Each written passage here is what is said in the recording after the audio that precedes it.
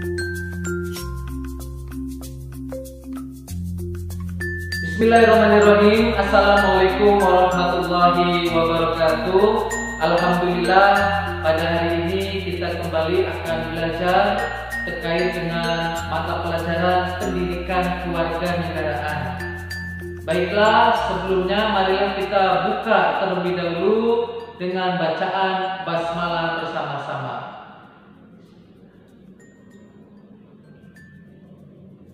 Baik, untuk selanjutnya silakan anak-anakku bisa menyimak apa yang disampaikan oleh Ustaz. Baik, untuk selanjutnya kita masuk ke materi terkait dengan penerapan sikap positif terhadap Undang-Undang Dasar Negara Republik Indonesia. Yang pertama adalah lingkungan keluarga. Lingkungan keluarga itu adalah lingkungan yang sangat penting, lingkungan tertua, lingkungan yang sangat dekat dengan diri kita. Yang harus kita lakukan adalah taat dan patuh kepada orang tua, berbakti kepada orang tua atau birrul walidain. Silakan setiap anak tentunya punya ciri khas, punya kemampuan setiap detik yang dilewatinya agar bisa membahagiakan kedua orang tuanya. Tentunya bagi pelajar ini bisa amanah dalam menjalankan tugasnya sebagai anak, ya, tidak mengecewakan orang tua. Terus yang kedua adalah saling menghormati sesama anggota keluarga.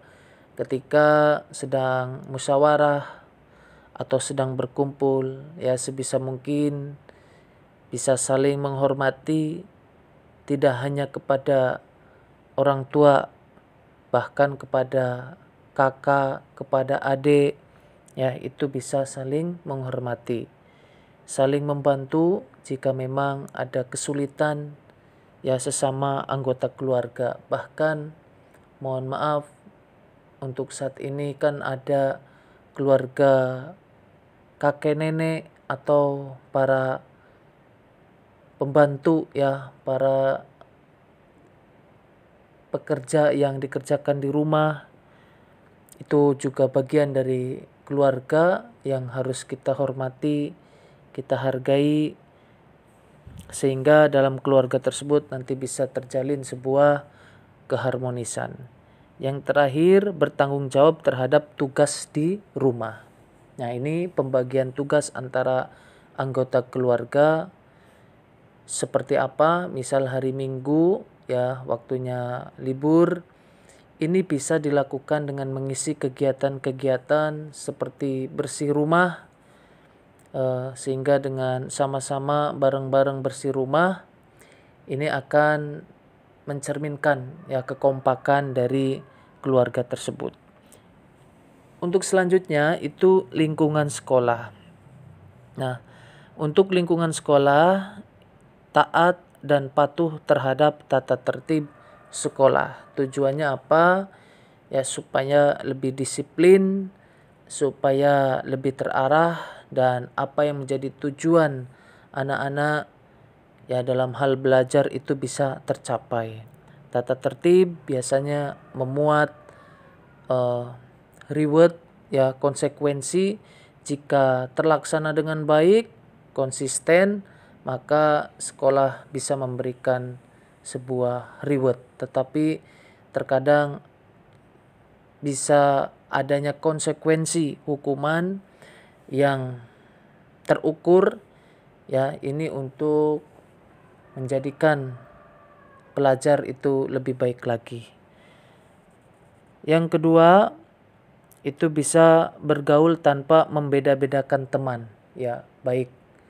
Tidak boleh melihat warna kulit, melihat strata sosial, melihat status jabatan orang tua dan sebagainya. Bergaul dengan teman-teman, ya, tentunya teman-teman yang bisa mengingatkan, mengajak dalam kebaikan. Nah, terus selanjutnya terbuka terhadap kritik dan saran dalam diskusi. Ya, biasanya guru itu diskusi, memberikan diskusi terhadap anak-anak. Ya, nah disitulah letak bagaimana jiwa besar lapang dada anak-anak pelajar agar bisa menerima kritik dan saran untuk memperbaiki diri. Ya, inilah bagaimana di lingkungan sekolah bisa kita lebih baik lagi membentuk sebuah karakter yang ada dalam sekolah tersebut. Namun karena memang kondisi seperti ini, untuk lingkungan sekolah ini melakukan pelajaran jarak jauh tidak mengurangi ya rasa semangat kita untuk belajar. Meskipun di rumah tentunya untuk tata tertib terhadap sekolah itu bisa dilaksanakan. Misal dalam hal pembelajaran ya sebelum KBM, kegiatan belajar mengajar, itu sudah disiapkan dengan baik seperti mandi, terus menyiapkan dengan baik, memakai seragam.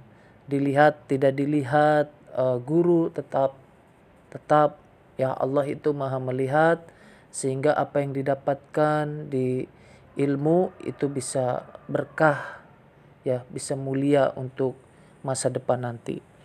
Yang ketiga itu lingkungan masyarakat. Nah, lingkungan masyarakat itu bisa mengikuti berbagai kegiatan. Namun karena kondisinya sekarang adanya pandemik, kemungkinan untuk kegiatan agak dikurangi untuk tatap muka. Tetapi kita tetap bisa ya dalam hal berkomunikasi dengan masyarakat, dengan tetangga itu harus bisa lebih baik. Yang kedua yaitu menjunjung tinggi norma-norma pergaulan ya dengan tetangga, norma kesopanan, kesusilaan, norma agama, ya norma hukum. Ya jangan sampai kita misal menyukai musik pagi-pagi di setel keras-keras. Nah, ini barangkali ya ada tetangga yang terganggu. Begitupun sebaliknya. Ya, kita harus punya tenggang rasa bahwa tetangga kita, masyarakat kita adalah bagian dari lingkungan kita yang harus kita hormati sama-sama. Terus yang terakhir adalah lingkungan bangsa dan negara.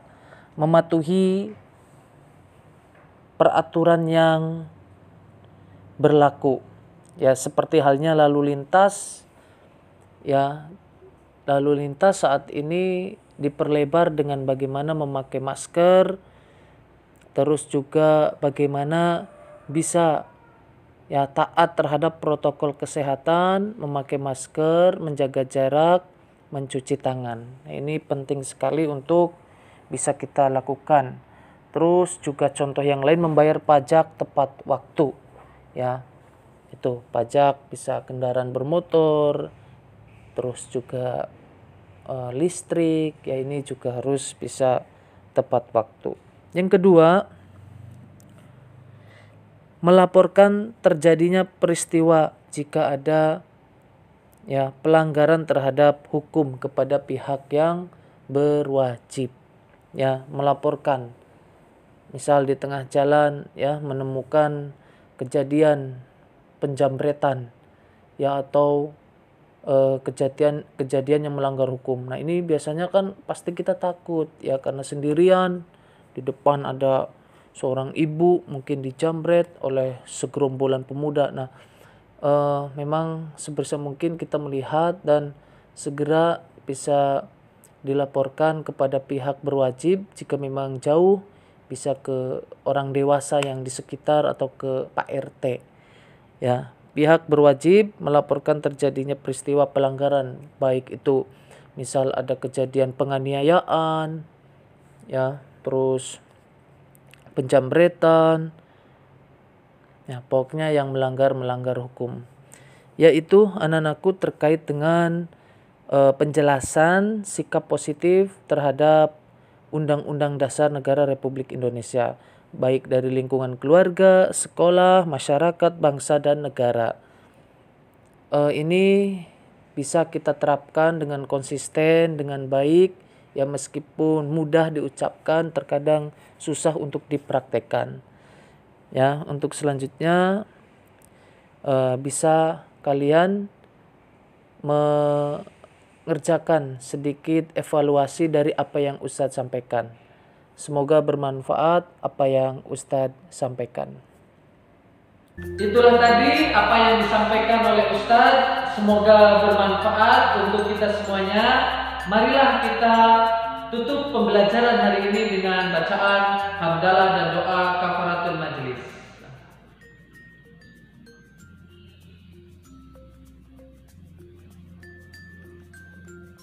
Wassalamualaikum warahmatullahi wabarakatuh.